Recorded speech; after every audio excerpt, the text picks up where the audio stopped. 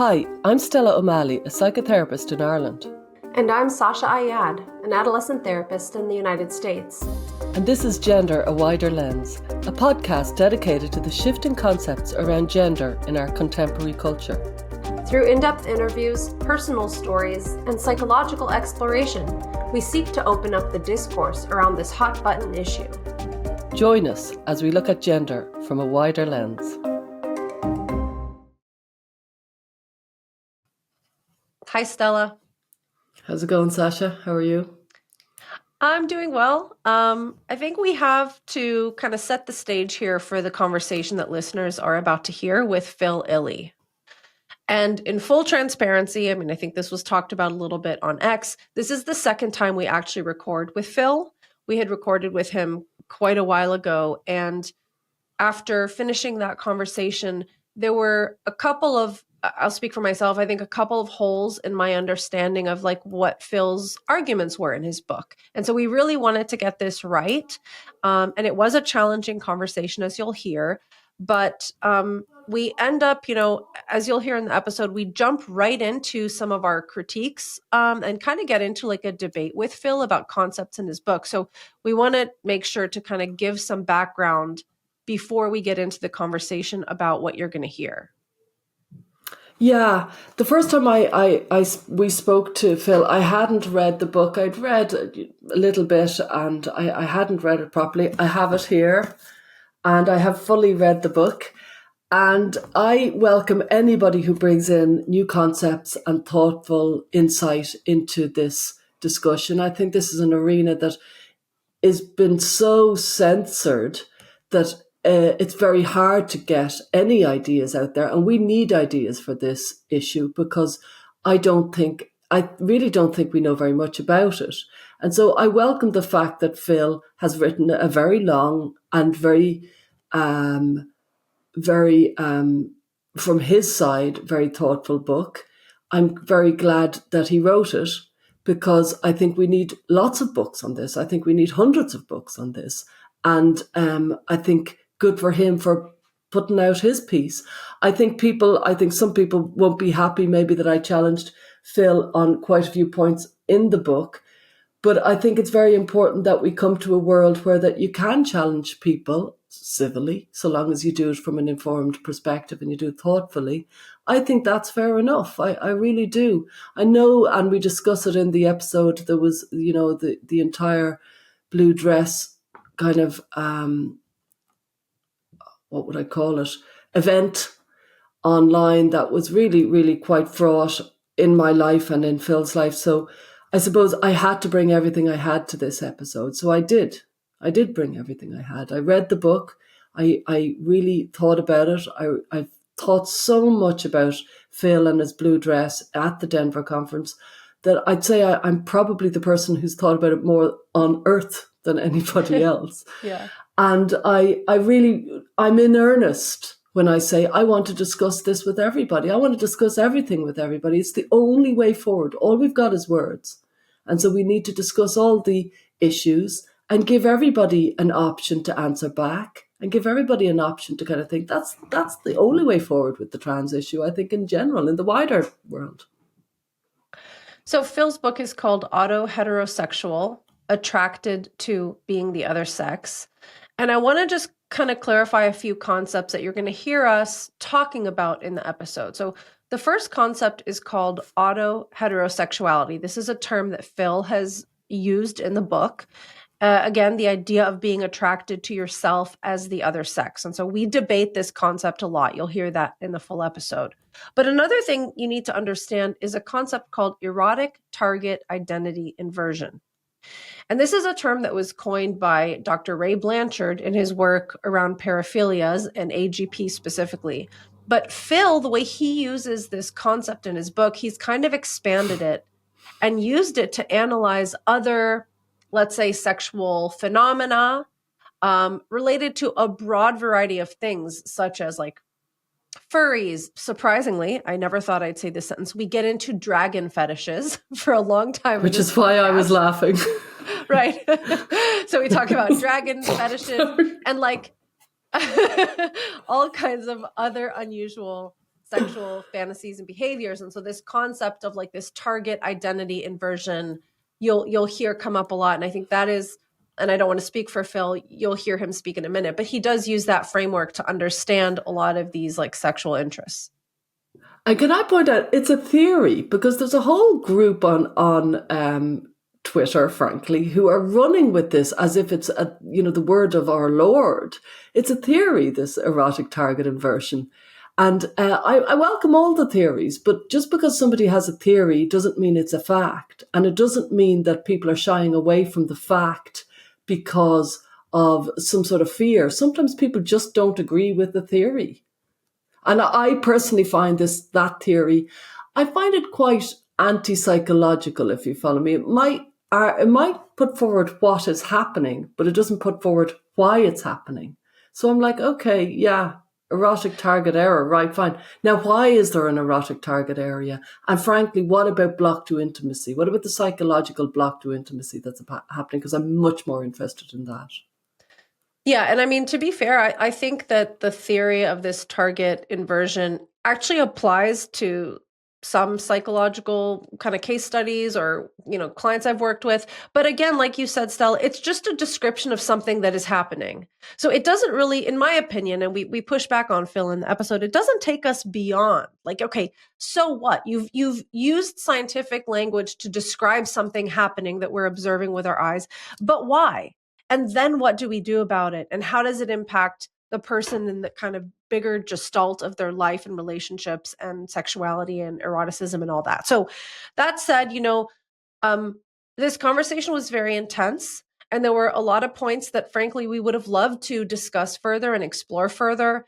And, as it often happens on this show, we kind of scratched the surface on some of this stuff. But we are very grateful to Phil. I mean, he was generous with his time. He was willing to answer all of these challenging questions and engage with us back and forth.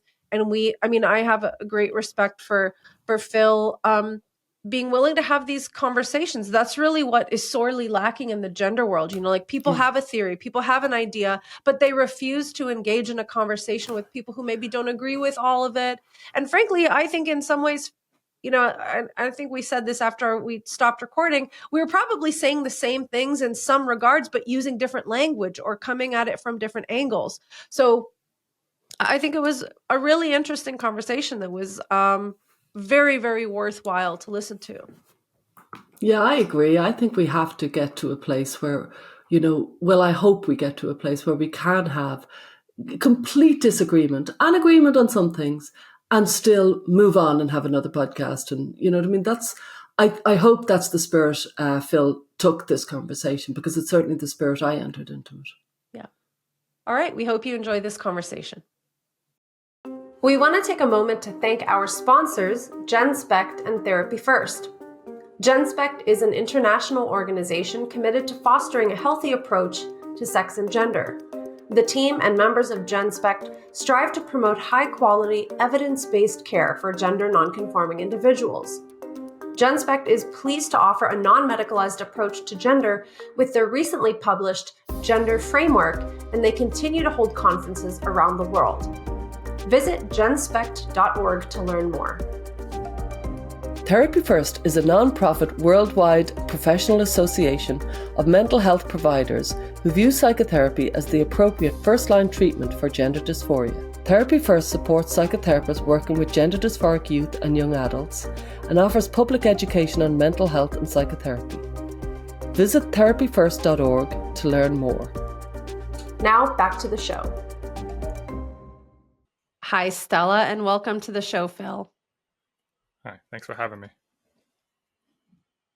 So this is actually the second time we chat with you, Phil.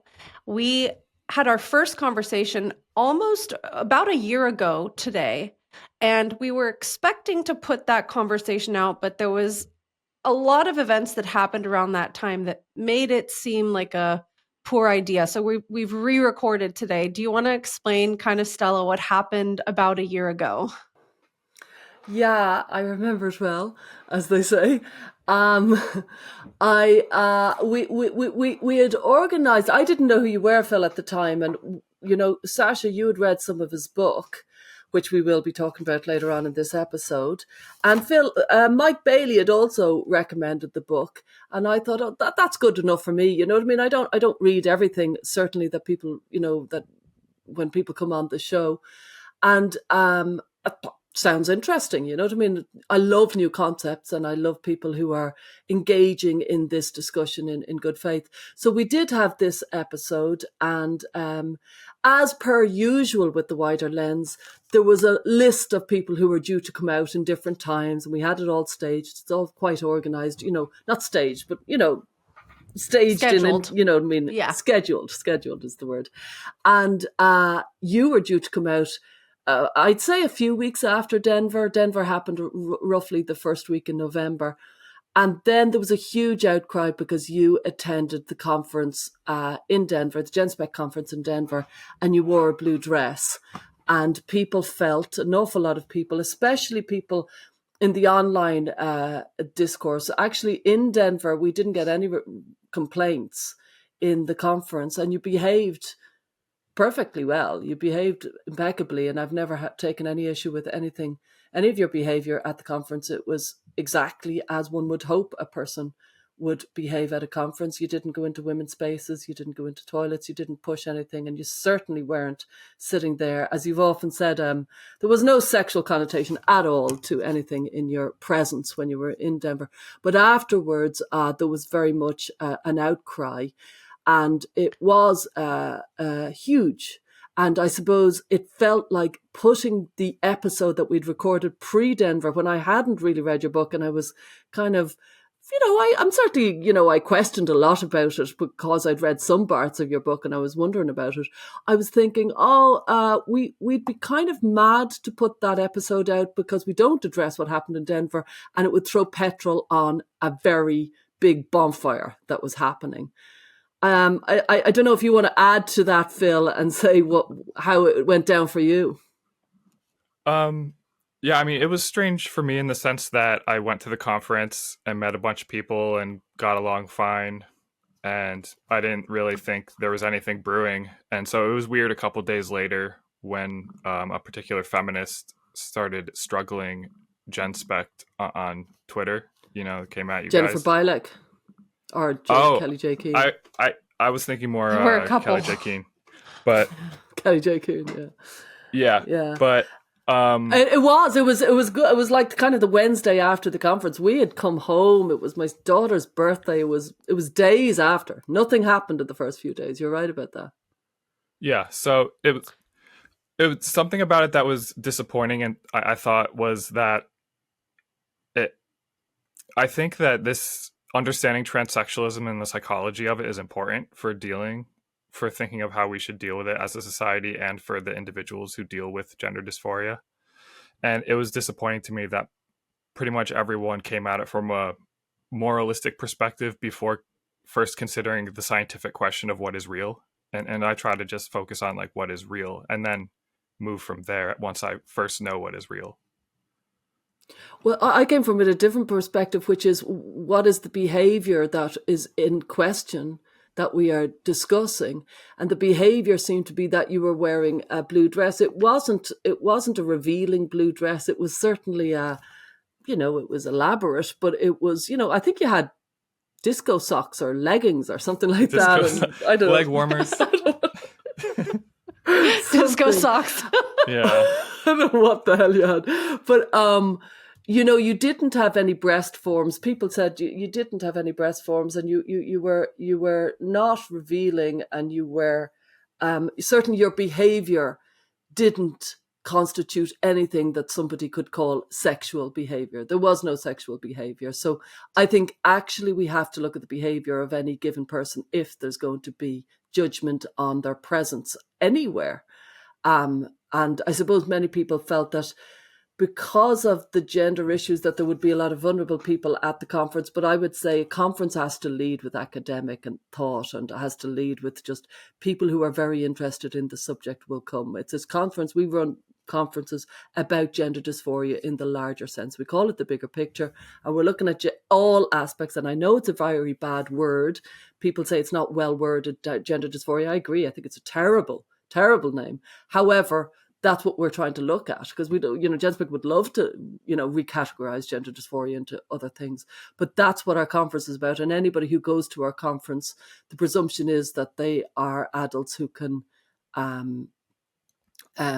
take part in a conference. And that's all that we ask. Yeah. Well, I mean, if there's nothing else that either of you want to add about that specifically, anything? Or shall we move on? I'm okay with moving on because this isn't actually educational. It's a distraction from things that matter. Okay, fair enough. All right, so we'd Yeah. love to learn, as we often do in these interviews, a little bit more about Phil Illy, like pre your book, pre all of the stuff about transsexualism or gender dysphoria.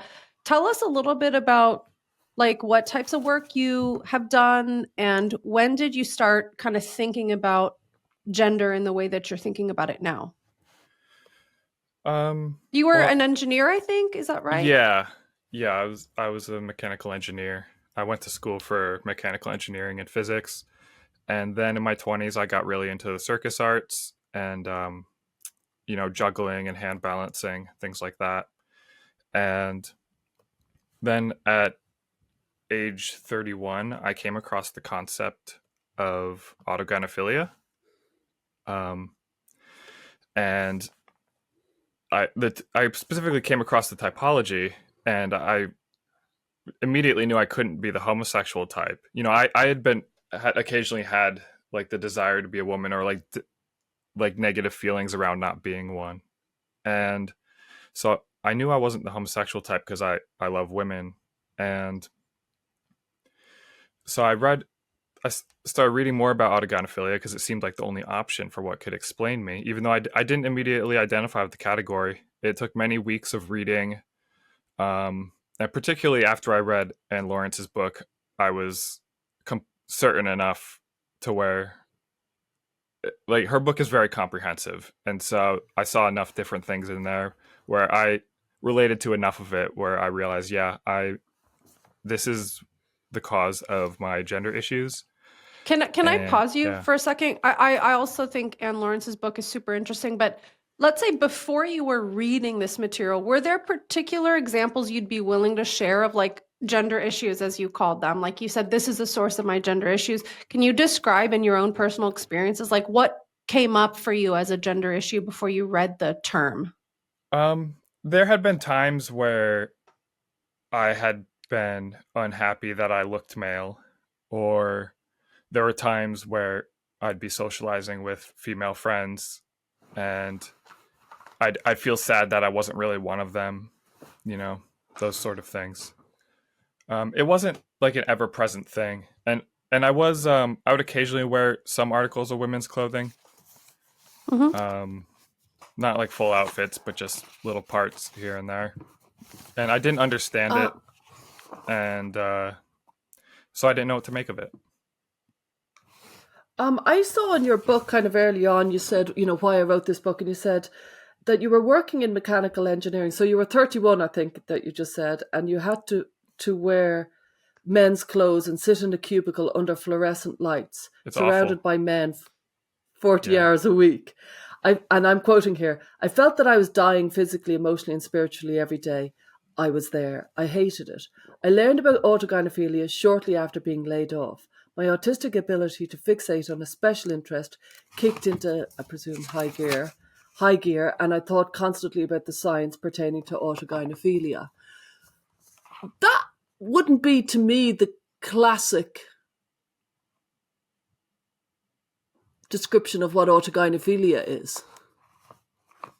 Well, I don't try to talk too much about my personal circumstances because I don't think my particular presentation matters. I've read hundreds of narratives from other people. I've just talked to so many autogynephiles, and I've seen like thousands of various presentations at this point, and so mine is just one, and I don't want to focus on my experience because I'm anyone who talks about this subject is going to get attacked, and if I talk about any specifics relating to it, people would just think, oh, he's saying that because of this such and such thing he said about his autogynephilia, and it gets in the realm of personal attacks instead of understanding the phenomenon as a whole. It's true. I know you're right. It's very sad. I remember before, we've had other guests, and just recently we had a guest and he didn't want to speak about A, B, and C because he'd get attacked. And it's a real sadness that comes over me. I hear you, but isn't it sad because we desperately need information? I'm not pushing it. I'm just kind of remarking that it's sad that we aren't able to discuss things because people feel out of self-preservation. I can't go in there, but I think you were going to say something, Sasha, were you? Yeah, no, I mean, I certainly don't want to. We always tell our guests, like, only speak about what you're comfortable with. So there's no pressure whatsoever to continue talking about your experience. But I do think what's interesting to me about it is that the description, I'm sure what you wrote in the book is just kind of a minor slice of your experience, right? But Yeah. the description that you share there, I'm even thinking about being amongst, like, for example, for myself, being amongst a group of guys talking and having a moment where I wish I was one of them. To me, that seems very not universal per se, but like that's so relatable. But like it's interesting because I wouldn't necessarily weave that into like a larger tapestry of some sort of label. I think that's actually a kind of common human experience, that we have a longing or a wish to be in someone else's shoes. So it's just interesting to me because I guess maybe from the psychological lens, I'm not as inclined towards labels. And that's true even for things like ADHD and depression. So I don't tend to get really fixated on labels. So it's just interesting to hear some of those personal experiences, like the way, and of course I can't speak for you, but like if I had an experience like that, I would just weave it into my understanding really, really differently. So maybe that is just different ways people understand their experiences. Well, I did understand it differently before I learned about autogynephilia. Is after learning about autogynephilia that in retrospective you can apply that to previous experiences and weave a thread through all of it that makes coherent sense. So for you, in a way, autogynephilia became a framework to understand previous experiences that you, up until that point, had made sense of differently. Is that fair to say? I wasn't able to make sense of them before at all. They were just Okay. these like things that I didn't even realize were connected. That's interesting. So things that you had been through that just felt random and unconnected, Yeah. you now have a cohesive understanding. And I guess what I'm saying, and we'll keep going, I promise, but like I guess my mind as a therapist, maybe as a female, I don't know all the reasons why, but I'm really comfortable with there being unexplainable, random experiences. And I guess your mind is this book is like a masterful example of like categorizations and labels and definitions. So maybe that's how your brain goes. Like if I want to understand something about myself or these experiences, like let's slot this into a framework. So that's just interesting. It's just kind of a different way of Could I add to your things. point, Sasha? Because I think it's a good point. There are these different types of brains out there, and this certainly is a masterful example of frameworks in this book. It does feel like a very excellent example of autistic frameworks, if you follow me, that there's an awful lot of categories, there's an awful lot of different outlining, and I would imagine that an awful lot of people who have autistic traits will really gravitate towards your way of thinking. And somebody like me who doesn't have that sort of way of thinking, I'm much more comfortable in the grey areas of life and not in the strict categories. It makes me, if it unnerves me, if I'm honest, because it doesn't feel like it is capturing the complexity of life. It feels like it's categorizing and narrowing human experiences into categories that feel reductive. I think it's useful to have words to categorize concepts and the recurring structure of various things. There needs to be a word for autogynephilia. It was a big breakthrough when Blanchard did figure that out, because before then it had been called like either transvestism or transsexualism, but there wasn't the core of the phenomenon had not yet been articulated, and once that was articulated, it laid the groundwork for a very solid theory of male to female transsexualism. And could you tell I think it's important if you tell our readers about your concept, because autogynephilia was brought to, in 1989. Now you've brought your own concept, which is auto-heterosexuality, if you follow me. I think it's important that you outline to people who don't know what you're thinking. What is that? What is your concept? So I realized that concept needed to exist because I ran across women online that had said that they were autoandrophilic, and initially I didn't believe it was real, because of what others like Mike Bailey and Ann Lawrence had written. But I set up Zoom calls with them and talked to them, and what they said about their experience sounded like a female analog of autogynephilia. And so then I went through the sexology literature and on transvestism and transsexualism, and I found that it did seem to be the case that autoandrophilia was there. It just wasn't being seen. And so I needed a category that would include both male autogynephilia and female autoandrophilia under a shared heading. And the only one that I could think of was like autoheterosexuality, because it's just the autosexual version of heterosexuality. And can you just, I know this is hard to say briefly, but can you just briefly explain to listeners who may not know by now, what is autoandrophilia? What is autogynephilia? Okay, yeah. Autogynephilia it's formed of Greek roots, which means love of self as woman. It's internalized sexual attraction to being a woman, in males.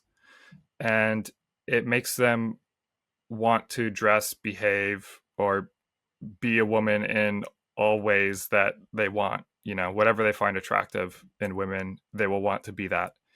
And autoandrophilia is a love of self as man, and that's sort of female autoheterosexuality. And again, and it's, while these two, they're not exactly the same, much in the way that male and female homosexuality are not exactly the same, but they both fall under the category of homosexuality.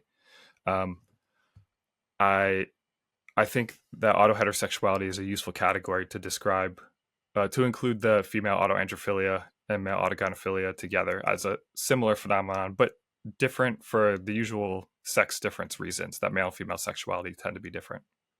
So just to summarize your definition of autosexuality or autoheterosexuality, it is basically the love of seeing oneself as the opposite sex or becoming the opposite sex. And you're saying that could apply to either males who have autogynephilia or females who have autoandrophilia. Is that kind of an accurate summary?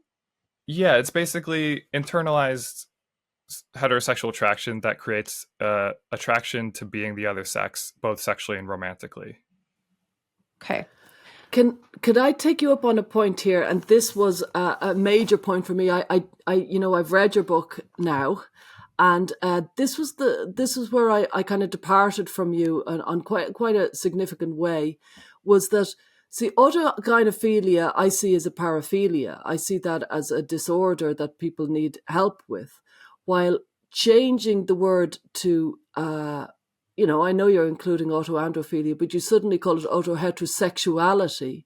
You've moved it into, it's becoming now a sexuality, rather than, I saw the philia part of autogynephilia as part of a paraphilia, if you follow me. I wasn't just looking at the Greek word philia, I was looking at the word paraphilia, that it's part of the paraphilic disorders. And so I thought it was reframing what I would consider a disordered kind of behavior and disordered mindset into being a sexual orientation, which I just don't agree with at all. Well, sexologists, they use the Greek root philia for love to describe sexual attractions to various types of things. And I don't think you would consider androphilia or gynephilia to be paraphilic disorders. So No. just because the term philia is in there, it just denotes sexual attraction. It doesn't. Why didn't you whether... keep the word philia? Why did you change it to sexuality? Do you see what I mean? Because the word, in everyday language that people use, they don't, like, a straight guy does not say, I'm gynephilic, unless they're a sexology nerd. They don't do that. People use the word heterosexual. And so as a way of meeting people where they're at, using vocabulary that is already part of the words they use in their thinking. That's why I use the term auto-heterosexual, because it people already know what heterosexuality is, and if you put the auto prefix on it, like, that's it. Like, it simply explains it.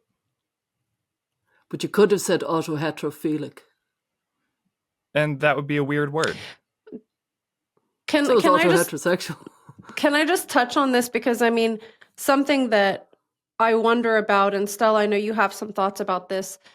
The way you define a paraphilia is, it is like a second kind of sexual propensity on top of either being gay, straight, or bi, right? Am I correct? Like, am I saying that correctly?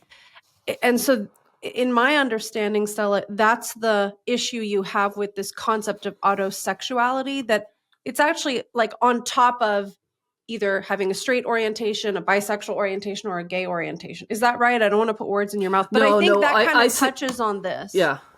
No, I see it as a little bit more, and I'm interested to hear what Phil says, but I see actually, it's disordered. It's disordered behavior to fall in love with your, as I've heard you say, Phil, your inner woman. I think that's disordered behavior that actually needs psychological and maybe other sort of attention.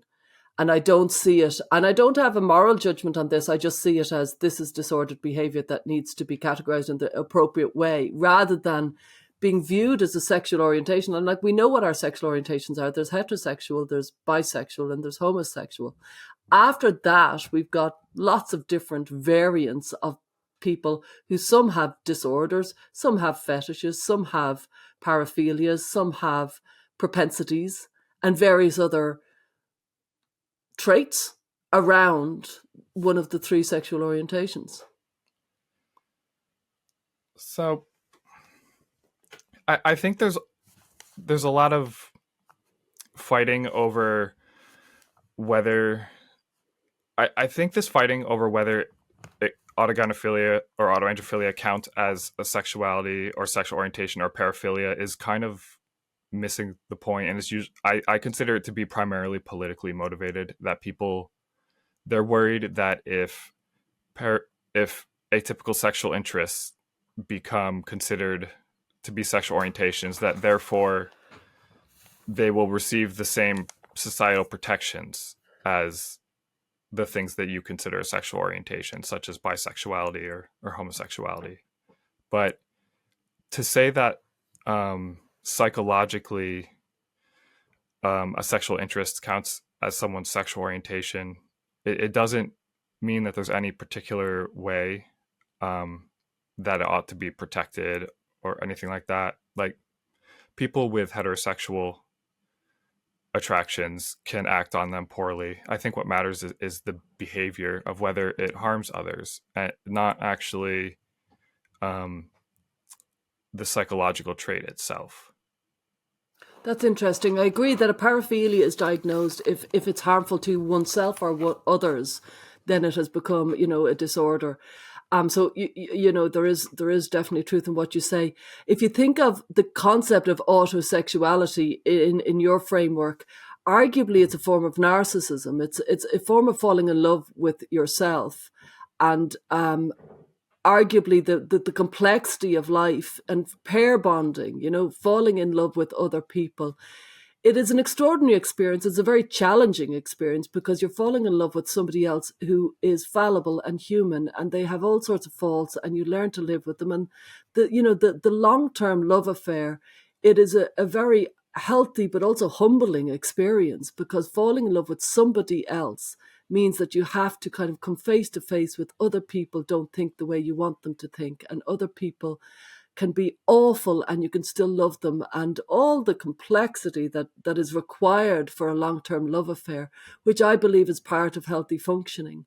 While when you kind of move into an idea that you can live as with a love affair with yourself, I think it's a fundamental disorder, and narcissistic, and very self-oriented, but I don't think it's healthy.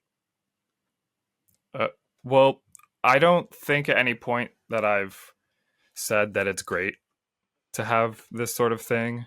I try to be neutral about it because I think when people think about it as when they have strong emotional feelings about it, it gets in the way of finding out what is real scientifically. And um, to your point about autosexuality being narcissism, I don't think it is. It can lead to narcissistic consequences in some people, particularly the ones who don't understand what it is. I imagine that makes it worse. Um, but there's plenty of people that have these internalized sexual attractions that are the opposite of in love with themselves. Like they hate themselves because they're not the gender they wish they were. So it's not inherently narcissism. It's an internalized sexual attraction. Well, narcissism can have hatred as well. It's a very complex condition, but hating yourself can be part of it. It's an extraordinary grandiose, but it's self-oriented. The thing is, the self is the center of the universe. Sorry, Sasha, you carry on.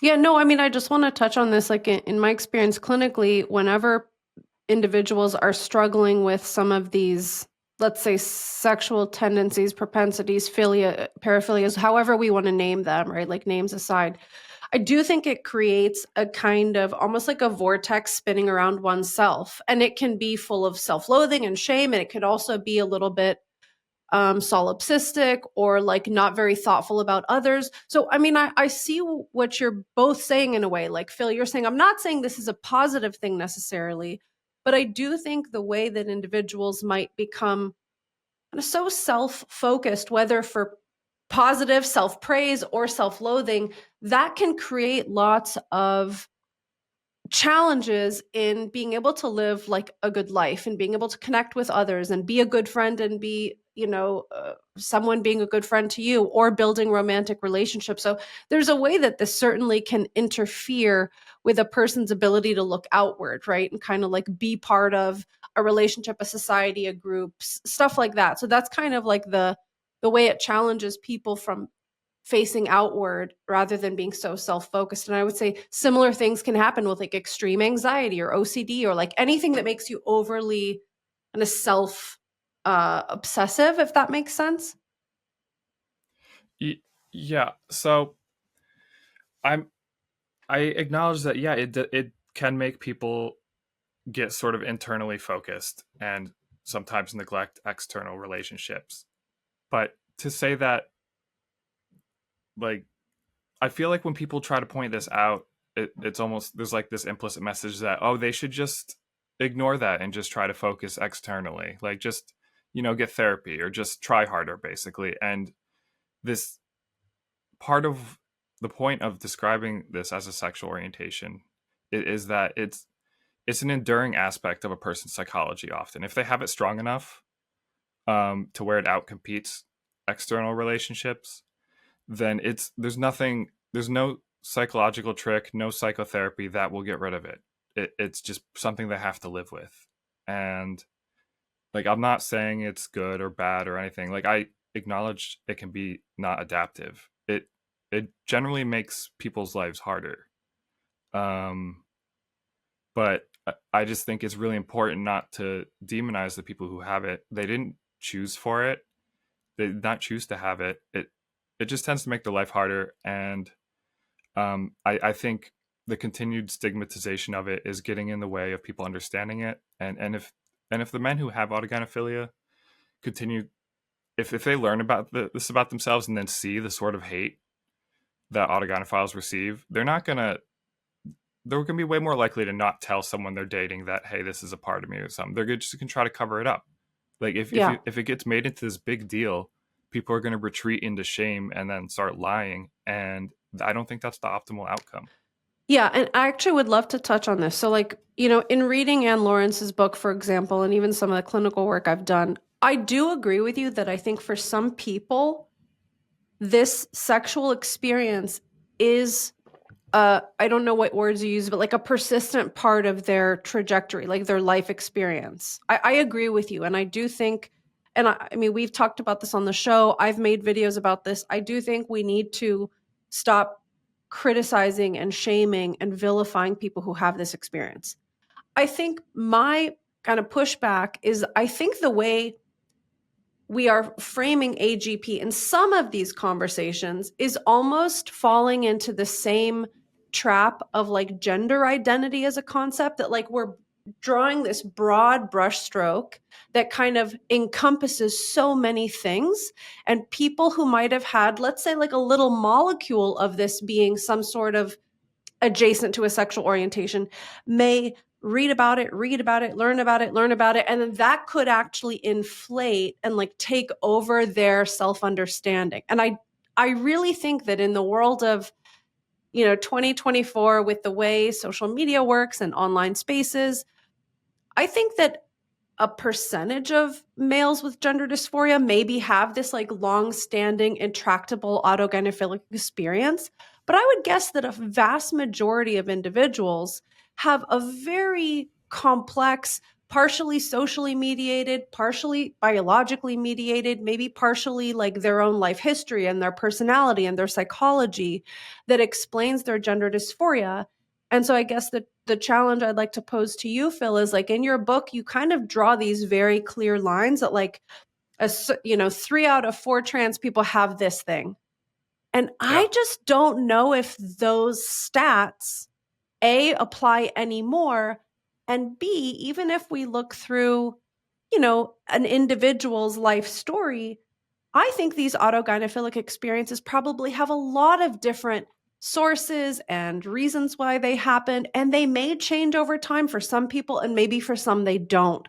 But I just think, defining it as 3 of 4 just makes it too simplistic for my experience as a therapist. So I think it's important here to differentiate between the males and the females. There's a very solid evidence base for male to female transsexuals that the vast majority of them are of autogynephilic etiology. That's already pretty established. It's not seriously in doubt by the leading sexologists. As for females, I think the majority of the females who go on testosterone have autoandrophilia as part of their psychology. And if they did not have that, they would not have gone on testosterone. And that's not to say that they're only doing it related to like eroticism or anything like that. Like this internalized heterosexuality really alters how people see themselves on a deep level over time, and changes what they care about. And they might not even, a lot of the feelings that come from this are not even obviously sexual. It's only with understanding the autogynephilia and autoandrophilia framework that you can sort of see the connections. But I do think that autoandrophilia is really being overlooked here. As far as I could tell, most of the female to male transsexuals, the ones who go on testosterone and socially transition, I don't think they would have if they weren't autoandrophilic.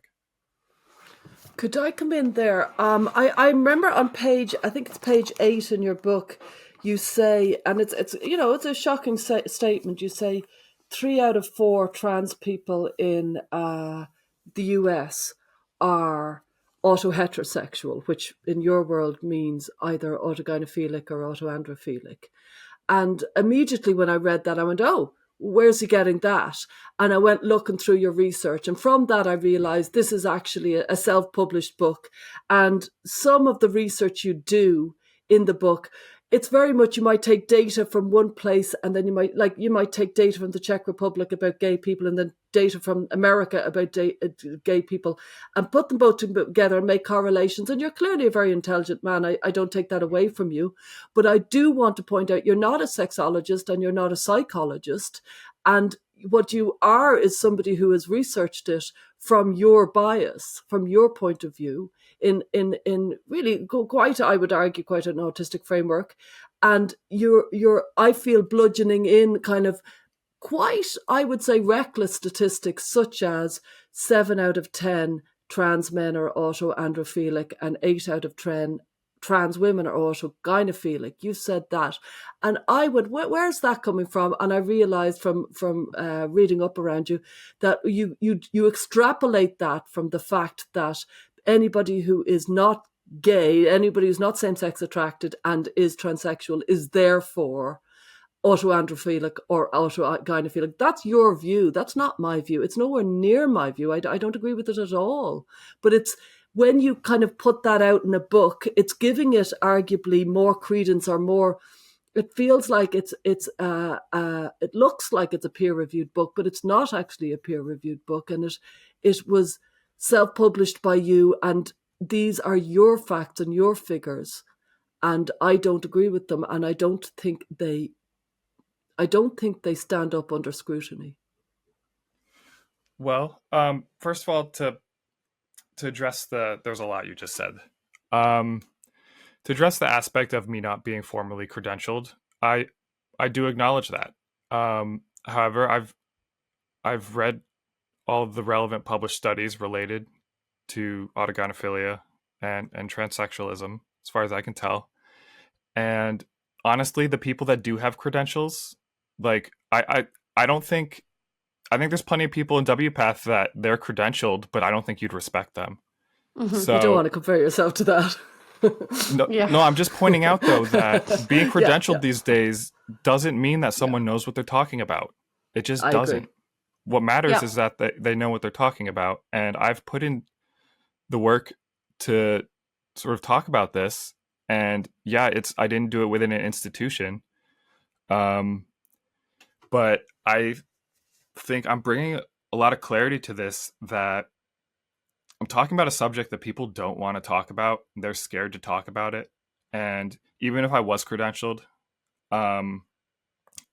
people would still doubt what I'm saying, because this is a topic that makes people uncomfortable, both on the pro and anti-trans It's not about credentials, though. If you could just lean into it's the research and it's the stats, and it's using one piece of research and another. It's extrapolating this idea that 7 out of 10 trans men are autoandrophilic because, from what I can gather with your reading of the data, 3 out of 10 of them are same-sex attracted. Therefore, the other 7 are autoandrophilic. I don't agree with that. That's your view. Okay, well, that categorization system of differentiating between homosexuals and non-homosexuals, it's been demonstrated for males. Okay, just to be clear, like it's established for males. For females, it is not yet. There hasn't been the same type of research where a bunch of trans men are asked about their sexual history and then have sort of their cross-gender eroticism numbers compared to their sexual orientation. However, the sexologists, they acknowledge there's a homosexual type of female to male transsexualism. And there's sort of the disagreement is about what the non-homosexuals are. The ROGD hypothesis is very popular. I know both of you are very strongly in favor of the ROGD explanation. But I think it's important to point out that ROGD isn't like an actual etiology. It's like an observation that this thing comes out of nowhere after puberty as a surprise to people, to parents. They're like, my kids seem normal, and now all of a sudden they're saying they have gender dysphoria. It's not an explanation of where it comes from. And no, well, to be fair, it is an explanation that it is socially mediated insofar as like peer-to-peer or like online influences or educational the online stuff influences. is a huge influence. I don't deny that. I think sort of maybe our difference here is I'm seeing the non-homosexual trans man as perhaps autoandrophilic, but with social contagion characteristics, whereas I think you guys might see them just as social contagion. Yeah, I want to touch on that actually, because I mean, first of all, something you said that I just want to put out there, the distinction that was validated for males, that data comes before the contemporary boom in numbers, let's say, right? And I know that a lot of sexologists tend to think that most of the young boys today who might exhibit some ROGD characteristics, some sexologists say, I suspect that they are autogynephilic. So I want to put that there. We could talk about that, Stella. We talked about that another time. But I want to just touch on this AAP thing, because something that I think, and of course, this is my own bias as a female and as a therapist, I just think the way female sexuality works is so different. And I'll tell you like a brief story, Phil. We a long time ago interviewed a young woman named Helena. And she kind of has those ROGD characteristics. And she was talking to us about the time she spent online in a lot of like In the fan fanfic fiction scenes. forums. Yeah. Right. And That's something a lot of AAPs do. Well, right. This is what I'm trying to say. So she described it from her own experience as like, I was intimidated by sexuality when, for example, I was viewing images of like a boy and a girl together because I would look at the girl and compare myself to her and then feel inadequate. So it was comforting and easier for me to imagine myself as a boy in these scenarios and start thinking about my attraction to other boys. So she thought of herself as a gay boy for some time.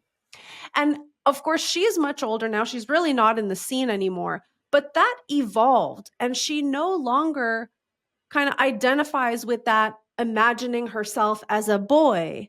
And it was a temporary experimentation in like developing her sexuality and figuring out she likes guys. And it was not at all this enduring, like, quote unquote, sexual orientation in the way that you seem to ascribe.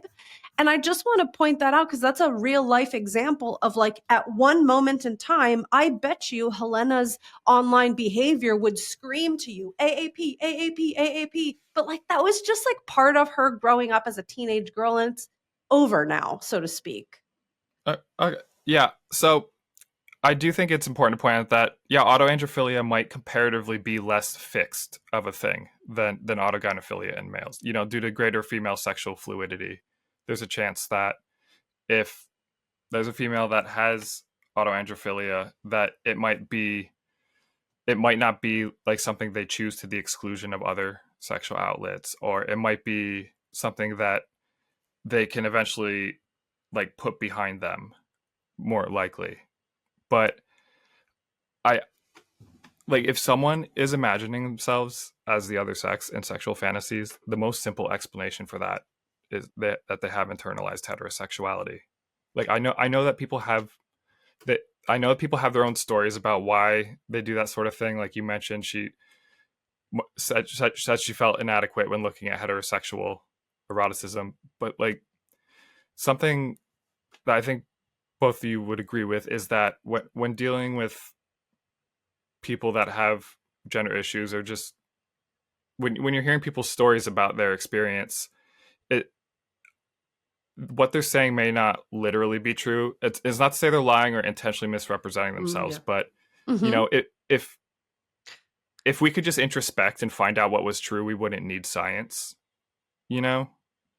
So I just think like people have imperfect knowledge of themselves, and that's why I think it's important to come at this from a scientific perspective. But okay, do you want to go first, Sasha? I guess what I think maybe where we're getting tripped up is maybe you have a fundamental orientation towards like really scientific labels and definitions. And I say orientation not sexually here, but like philosophical orientation is like things are messy and don't need to be categorized. So like I think about this Helena example, to your point, Phil. Let's say she had taken this from a very, very scientific perspective. And she started looking at this slice of her experience, which is the fantasy of herself as a boy, right? It was a slice of her experience. And she started saying, let me research this. Let me find a label for this. Let me diagnose this. If she came across this concept of AAP, it might have like molded her thinking around it to become a bit more rigid. And maybe she would have come to really identify with this. I mean, this is like, I don't know if you've heard of the concept Ian Hacking proposes of like looping. Like we create this type of person philosophically in society. And then the more we read about that type of person, the more we identify with it. And it kind of creates like new categories. So I guess this is what's fundamentally different. I think you might take AAP and AGP as these kind of fundamental, innate, intrinsic, intractable aspects of a person that we can scientifically identify and find. And I think what I'm saying is, I don't actually know. I mean, and I've said this before, I do think AGP sometimes really is that. So I don't want to discount it totally. But I think the lines are getting kind of blurry, and we might be misattributing something intractable and permanent to lots of things that are temporary and esoteric. And could I further, could I add on to that? Oh, you go ahead. I'm trying to make my point, but go on, Bill. Yeah, like I can hear your concern about the idea that someone might come across this and then become fixed in identifying like as trans or whatever.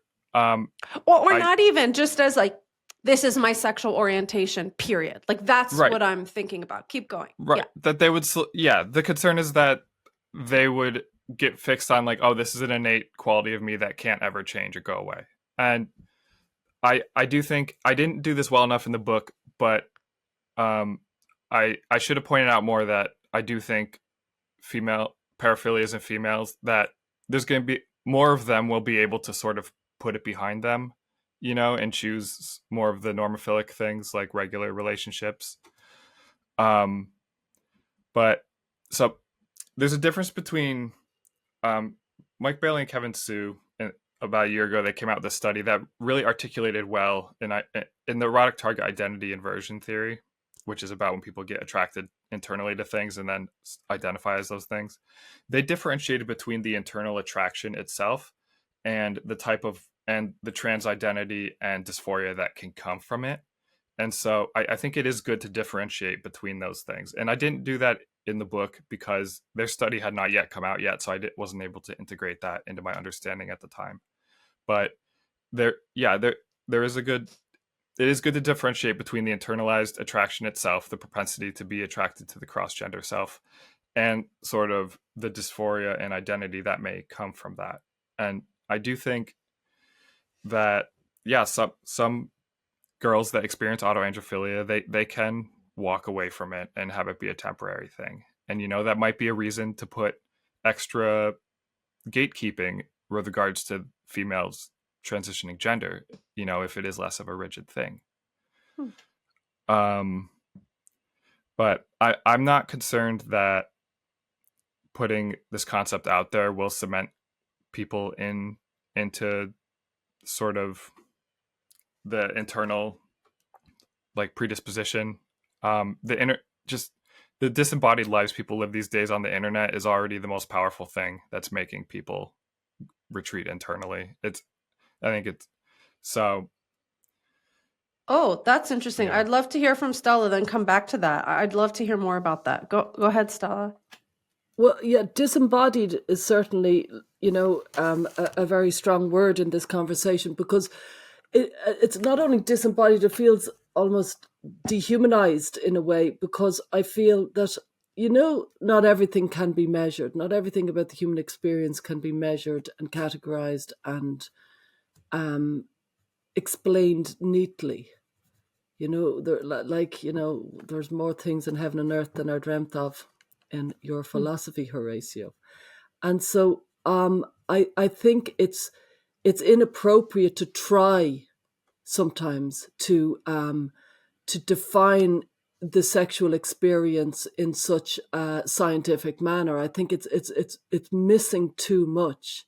And so when Sasha spoke about Helena, fine, and then I thought, but like some people have very rich fantasy lives in their sex lives. It doesn't mean they go off and they're having sex with Brad Pitt, or I don't know who they're having sex with, but they're not having sex with their husband.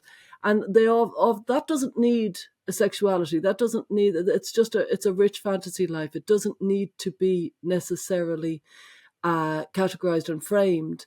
And, I know a woman who said that, she said to me sometimes when she's trying to orgasm, but she's a friend of mine and she won't mind me saying it because I'm not going to name who she is, but she said, when I'm finding it difficult to orgasm, I imagine myself as a man. Now, she didn't know. And I was like, really? Because I knew my autogynephilia and all that. And I was like, you imagine? She said, yeah, to get myself over the edge. Yeah, sometimes I would.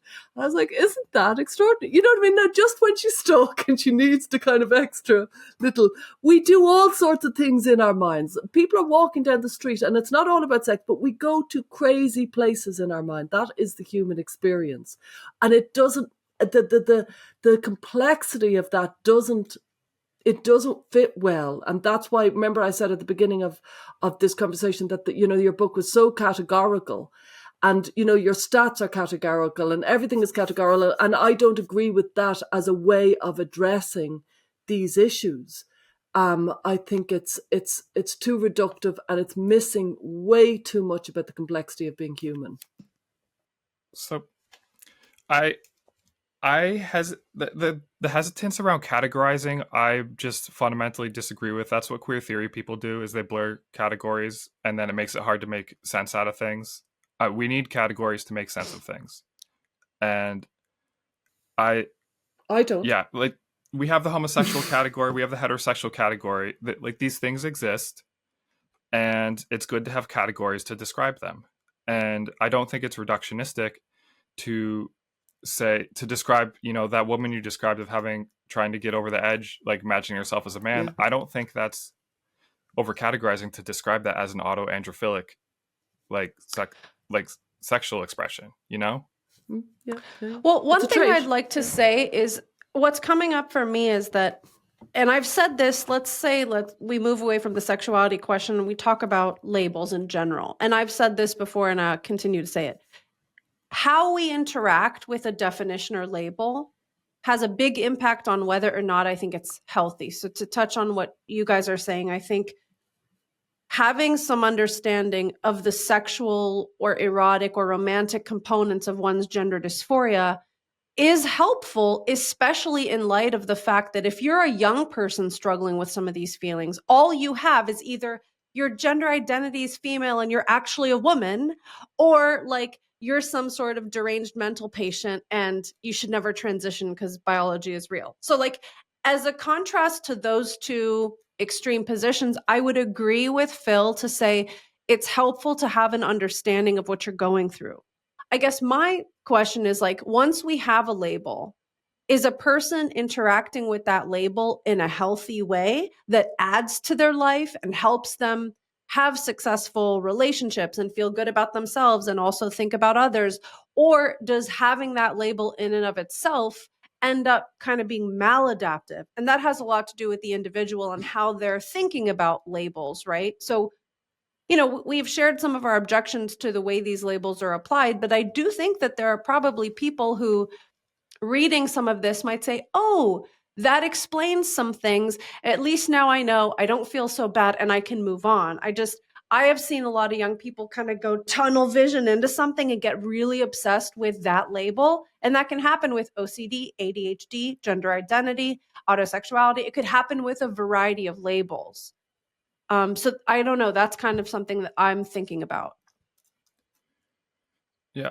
I just think it's important to have these labels because, like, the most like the most well-known male detransitioner has more or less acknowledged in the past couple of months that they likely had the autogynephilic type of gender dysphoria, and the most well-known female detransitioner has admitted, say, like, I'll just name her Chloe Cole. Like, she had an interview with Jordan Peterson where 70 minutes and 44 seconds into the interview, she talks about how during transition she would have fantasies of being a man. And unfortunately, Jordan Peterson just started talking because he does that. He just talks. Yeah. Yeah. But we have fantasies. Lots of us have crazy fantasies. We have loads of fantasies. Lots of us do. Yeah, and they're this indicative isn't me coming of out sexual as orientation. Auto. I just think, but they're also indicative of a rich mind, a complex mind. You're thinking of one thing one day and another thing another day.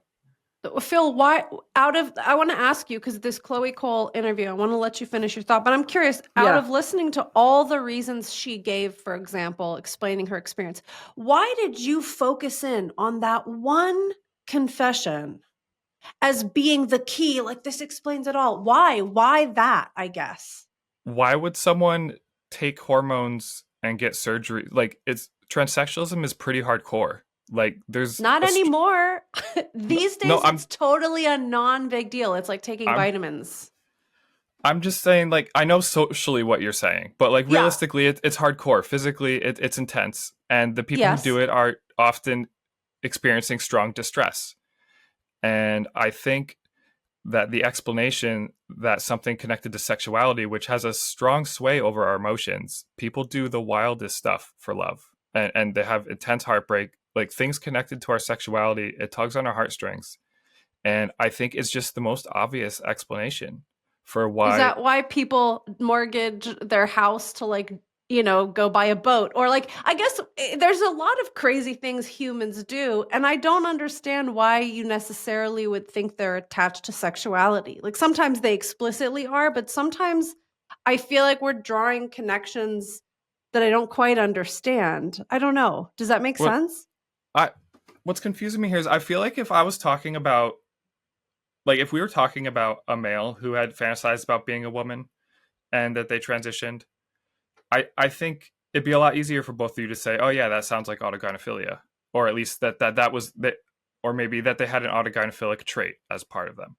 But I just don't, this resistance to the idea that females can have these, it's just, females have sexualities too, and while they are less likely to be strange or atypical, they do sometimes have atypical sexual interests. But that's certainly not what I'm saying, Phil, at all. I'm not saying that at all. I'm saying it's kind of, so what? Our brains go to lots of different places, and to just because somebody has, an autogynephilic fantasy or an autoandrophilic fantasy, it doesn't mean that that's it. They're stamped and categorized for life.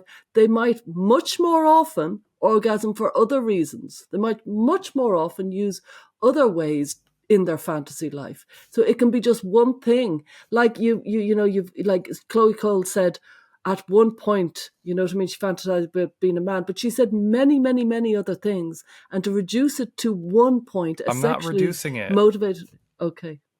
I'm okay. not. Can I'm we pointing out, maybe?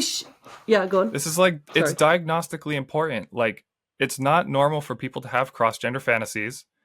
The most simple explanation for them is that they're attracted to being the other sex. And to say that someone has autoandrophilia that caused it, I'm not saying that, like, for the rest of their life that's their only source of erotic outlet, or even that when they wanted to transition, that even, it doesn't even mean like 10% of their conscious thoughts about wanting to transition were even related to eroticism. Like, sexuality affects us on such a deep level that we often have thoughts that are influenced by it that we don't realize are influenced by it. Yeah, fair enough. This is such a fascinating conversation. Listeners often tell us they feel frustrated by the lack of nuance around this issue, and they feel afraid to speak their minds. And they ask us how they can help to bring more clarity to this difficult topic at their workplace, in their kids' schools, or with their own friends and family. Well, here are 3 things you can do right now. 1. Follow. Wherever you're listening to this, take a second to click like, follow, or subscribe. 2. Share. Send this podcast to anyone who you think might appreciate it. 3. Join. Support our efforts by becoming a paid Substack supporter. Go to widerlenspod.com now to subscribe. Now back to the discussion. Could we shift gears? Because there was a whole other section of the book that caused me quite significant concern. It was my most worrisome. I found the book difficult to read.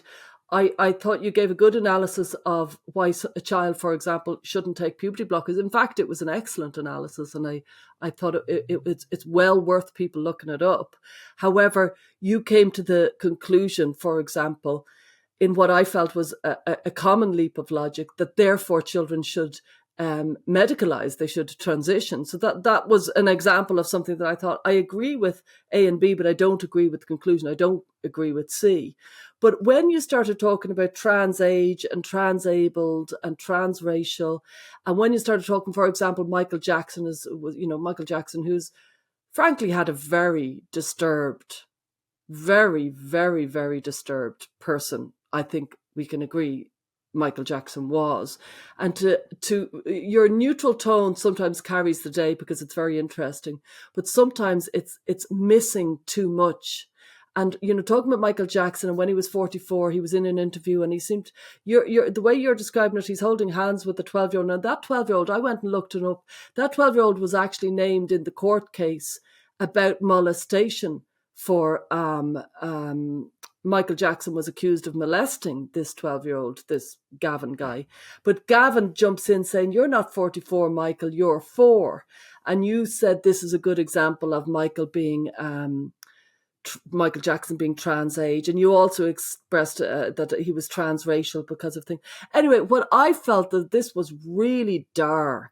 I felt this was extremely dark. I think Michael Jackson's behaviour is very, very disturbed, and the neutral tone was very unnerving. And horrifying to me, if I'm honest. And the same with amputees, people who want to, amputate their limbs. And this is apparently this is the libertarian in you, where you're thinking they're not harming people, and I think they are harming people. You also discuss a boy who is masturbating in his sister's underwear or something, and I'm like, these are harming people. They are definitely harming people. Michael Jackson was harming people and harming himself, and I don't say that with judgment. I say that I want to help them. I want the world to help them. I want us to kind of, if we're to understand these issues, to realize somebody who puts acid in their eyes because they want to blind themselves, that's a deeply disturbed person who needs a lot of help.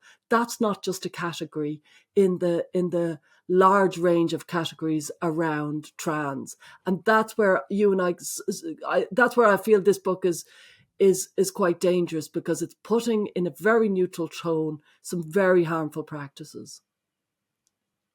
Well, I think, like I've said, neutrality is important for just trying to describe what is. Like, I'm not saying Michael Jackson was good. He was obviously, he did awful things, you know.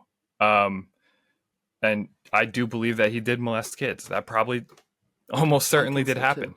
Yeah. I'm just, the point of including Michael Jackson in there is that he's an example that pretty much everyone has seen. They've seen that he intentionally hung around with children. He made a damn carnival in his backyard. Like, we've seen that he intentionally spoke with a high-pitched voice, that was an affect that he intentionally put on. People saw his skin color change from black to white. Like, this is a very clear example of someone that has a strong desire to be another type of thing, and he wanted to be a boy, like a 12-year-old boy. That's why he identified as Peter Pan. And Michael Bailey has written a couple essays on the case of Michael Jackson too. It's not just me that thinks this about him. Yeah, I'm not saying it, but I use the neutral tone because I'm not trying to be in the realm of morality.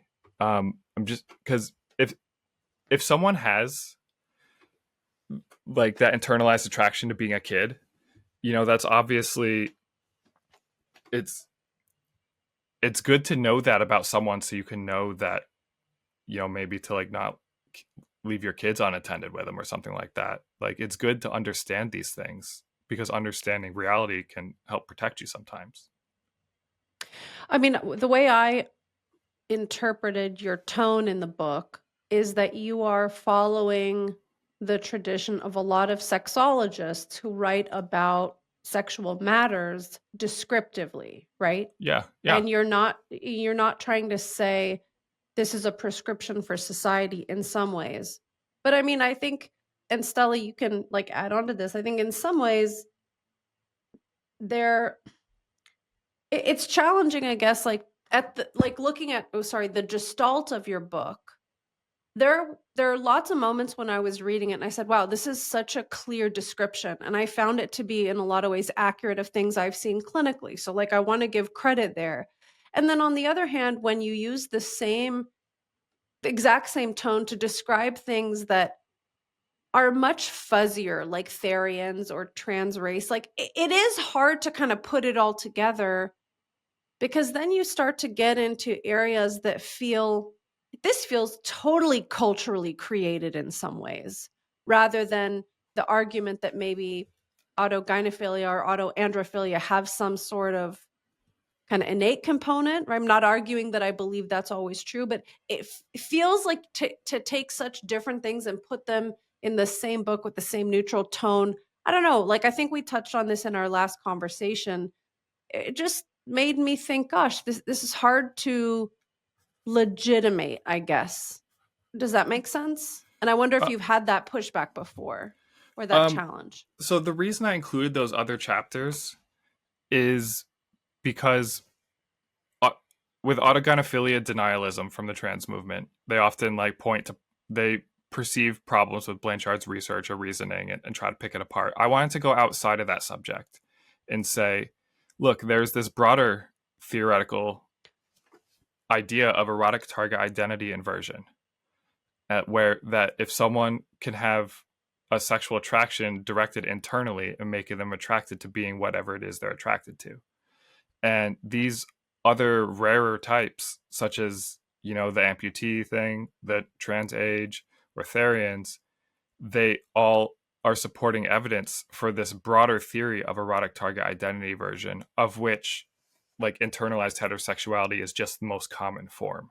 And I wanted to take it outside of the contentious area and just show that this pattern recurs over and over. And if someone is to deny autogynephilia and autoandrophilia, then like it doesn't make sense to deny those, yet these other types of things exist too. If do you get what I'm saying?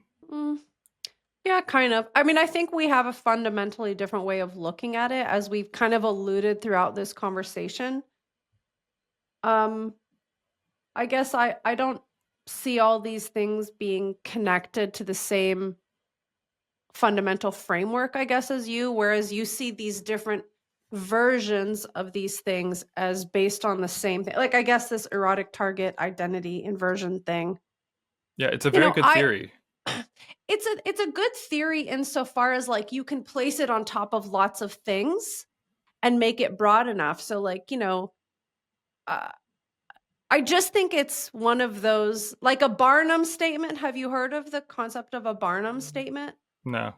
The Barnum statement is the idea that you can make a statement that is broad enough to encompass a large number of experiences, and then everyone will relate to it. It's kind of the same concept of how astrology works, right? So like you read the Aquarius, I'm an Aquarius, and then maybe you read the Pisces, and if you didn't know which, month they were alluding to, both of them will really resonate with you. I think in some ways this framework can apply that same way. And again, I don't want to make it sound like I don't believe that there are these kind of sexual components that can be part of someone's experience. But I just think if we start applying it to all these various phenomena, it's becoming so broad that it just no longer holds a lot of water in my opinion. So the reason it's broad is because it's just people can have a bunch of different sexual interests, right? They can be attracted to a bunch of different things. Mm-hmm. And this theory just says that when that gets directed internally, that you'll want to be all those things. So that's why it's broad. It's because sexuality itself is broad. And this is just how it looks like when people are attracted internally to being different types of things. Okay. I guess your framework calls more things sexuality than what I call things sexuality. Maybe that's the distinction. Yeah. Well, but could I say erotic target? You go ahead. Yeah, I mean, if you want to use a different word besides sexuality or paraphilia or whatever, like, fine. But like, the people that, like the trans species people, the otherkin, they, in surveys, they report that they are the type of thing they identify as in their sexual fantasies. Like, isn't, like I explained in the book, I included all those chapters because if someone identifies as a dragon and is aroused by the idea of being a dragon, isn't the most straightforward explanation for that the fact that they're sexually attracted to being a dragon? Yeah, but you're just describing the phenomenon that the person self-reported. Like, I don't think you've added some new insight. You just basically described exactly what they said they think about, right? So I guess how does that add insight to the phenomenon? Well, I'm not sure what the question was. I feel like all we have to go on is what people say about themselves most of the time. Most of psychology is based on self-report, and same with clinical practice. Mm-hmm. Well, could I just come in there that this erotic target error, it's a very good description of what is happening, but it doesn't give a description of why it's happening. It doesn't give a description of the impact of it. And so when you have a description, you've got a fraction of what's going on. So when somebody is, for example, erotically aroused to themselves being a dragon, I would argue, well, that's the first sentence. We have thousands, if not millions more sentences to unpack to figure out what's actually going on for that person. And so not only that, how is that fitting in the world if this person thinks they're a dragon. And I would kind of bring that back to, let's say, for example, during the recent GenSmith conference in Lisbon, Emma Thomas gave an extraordinary, brilliant presentation about her dad transitioning. And she spoke about, what it was like to live with an autogynephile and the impact on society, the impact of a little girl whose dad is an autogynephile is harrowing. It's absolutely devastating. That is part of it. A psychologist does not look just at the self-reports. It also looks at what is happening to other people around that person, because sometimes there's a hell of a lot more information that can be garnered by how has it impacted everybody around them, maybe their colleagues, maybe their loved ones. And so that would also be a very important part of the understanding of what's going on. So this person who thinks they're a dragon, or else, these people I've heard of, they think they're controlling the wind, and they're part of this trans kind of society that is growing up, and they think they're controlling the wind. They're often kind of furries and they're Therians and things like this. And I would say, these are really, really distressed people who would be incredibly difficult to live with, because they think they're controlling their wind, and their grasp on reality has left them. And to be around people who think that they are dragons or are erotically aroused by the fact that they're a dragon, it would be incredibly hard to be around that person, because they're not in reality. They have left reality long ago, frankly. Well, I think one way for such a person to be in reality is if they do identify as a dragon, if they understand that it comes from an internalized type of sexual attraction, they could be in reality and then realize, oh, this is why I'm feeling this way. And like, maybe I should sequester it to, a smaller part of my life, or live with it in a more reasonable way. Whereas if they don't have an scientific explanation for this, they might just have strong feelings about their dragon identity and like not treat others around them fairly. But I think if they understand where it comes from, they can be more reasonable. So I guess for a generous interpretation of that last point, what you're saying is you believe that having a scientific explanation based on you are sexually attracted to imagining yourself as this or that thing, you think will kind of help a person kind of quiet the mind and live in reality, knowing that they have this as like an aspect of their sexuality. Is that kind of what you're saying? That it can help manage and control the feelings and properly contextualize it. Yeah. Like, I know for myself, it helped me. I suffered less after I understood where it came from. I've heard Can from you say other more AGPs about that? too. I think that's actually important, because I do think there's a place for having this scientific explanation that will really resonate for some. So talk a little bit more about your experience and then from others you've heard from. So, like I said, like there's times where I'd feel gender dysphoria from, my being socially seen as male, or say just being physically male. And those feelings don't happen as much anymore, at least not like in an acute way like they would sometimes. Because if it happens, I can just sort of notice, okay, there's that sort of brain glitch, there's that faulty wiring signal. Like, I don't have to listen to that, whereas otherwise the tendency is for people to listen to it because, like I said, it's connected to sexual orientation, so it tugs on their heartstrings. It has a lot of sway over them emotionally. Yeah, I think it's easier to distance yourself from it, from the emotional intensity of it, if you can sort of look at it from a distance. Rationalize, understand it rationally. Yeah, because otherwise you're just going to be like, oh, this is the gender identity theory is what is the best explanation for this. Your theory seems to be that it's innate, and that's why you advocate for medicalizing children, because you think once they have certain traits or something, they will and also you seem to have a libertarian Can we talk on the child medicalization thing for a bit? Yeah, you tell me.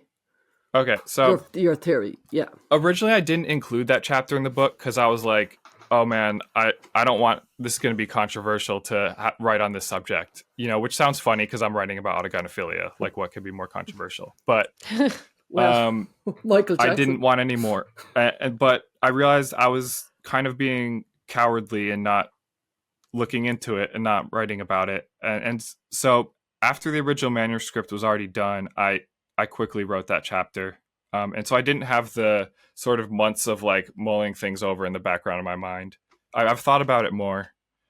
And I overall, like, as the tone of the chapter sort of shows, like, I'm overall wary of youth medicalization. It bothers me at the therapists and professionals that they can't even tell you, they wouldn't even be able to tell you about autogynephilia, for example. Like, they don't even know the 101 level of where gender feelings come from. And so I don't trust the current medical field to handle this responsibly. And when I think to the long term, like 100 years from now, when people are going to have these feelings, because the two types, the homosexual and the autosexual types of trans, they're going to keep recurring across generations. This is not just a culturally bound syndrome. It arises due to innate factors. It's going to keep coming back. And so 100 years from now, like, what is the best way of dealing with the prospect of juvenile transsexualism?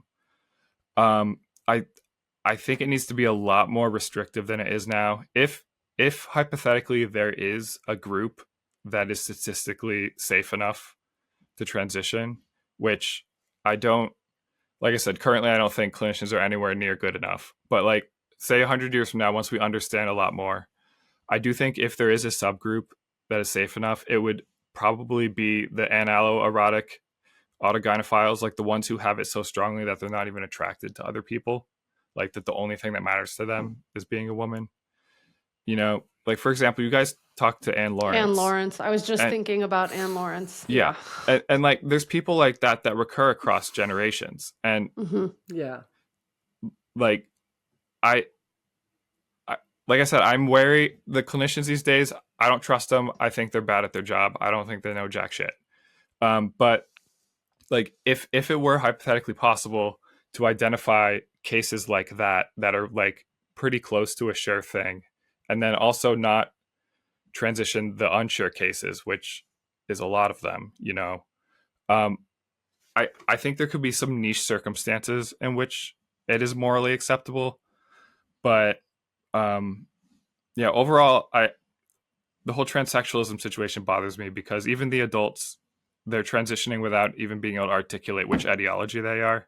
Yeah. Like, I'll tell you, once I was talking with a very prominent gender therapist who's kind of positioned themselves somewhere in the middle. And this person was like, I don't understand, Sasha. I have a client who identifies as autogynephilic. Have you ever heard this before? And I was like, yes. Yes, I have. So, I mean, I totally hear what you're saying. I think as a thought experiment, that's interesting.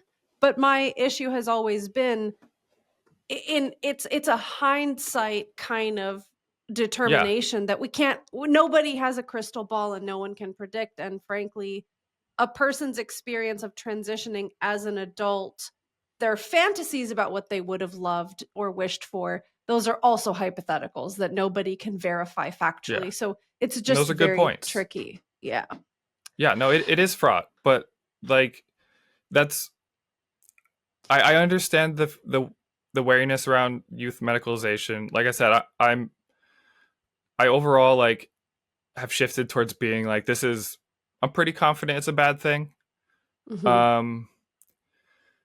And yeah, I just try not to have strong feelings either way because I don't want to be swayed by emotions. Yeah. It feels to me like it's a pity that there wasn't an editor on the book, and that that there wasn't a peer review, because it sounds like actually you have more thoughts on that, and had you been pushed, you would have maybe made a slightly different case. Now, I just feel for you. I know what it's like when a book is out there. You think editors do peer reviews? Like, that they check the science?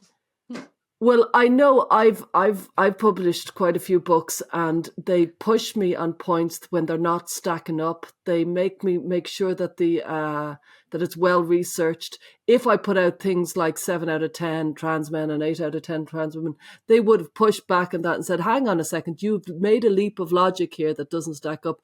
They wouldn't allow that to go out, and so The you trans say, woman one stacks up, though. The male to female I don't think typology I is heard already you say that established. earlier. I don't think it doesn't. Yeah, but Yeah, Blanchard was right. He's still right. He might have been. Yeah, well, that's your view. My view is that he might have certainly been right when he wrote it, but I don't think it stacks up now at all. I really don't. I think there's been so much social contagion that I just don't think we can, on any level, think that explains 8 out of 10 trans women. It is, yeah, the male ROGDs are autogynephilic. It's just, I know we disagree on this, but like, I'm just telling you straight, like, they're autogynephiles, and I think that should not be overlooked. Could I say just something more? I want to ask you something more around the autogynephile point. I think it's an interesting point, and I'd like to hear your views on it, which is, when somebody is autogynephilic, they, have this erotic propensity to see themselves as a woman. When somebody like you, Phil, who is a self-identified autogynephile, who doesn't go into women's spaces, who has a lot of kind of understanding about the boundaries and a good touch on reality about it, arguably you're one step removed from the classic autogynephile. And I've met a few people who have, arguably you're a man who wears women's clothes and you enjoy it for a range of reasons. And arguably some men are transvestites and they get a sexual charge out of wearing women's clothes. And they're still not autogynephilic. They are variations on transvestitism. And I don't think that's you. You just enjoy wearing women's. Well, you believe that. I'm just telling you, it's the most straightforward, obvious explanation. Like that, like if a man who is not homosexual really likes wearing women's clothing, autogynephilia is the explanation for that.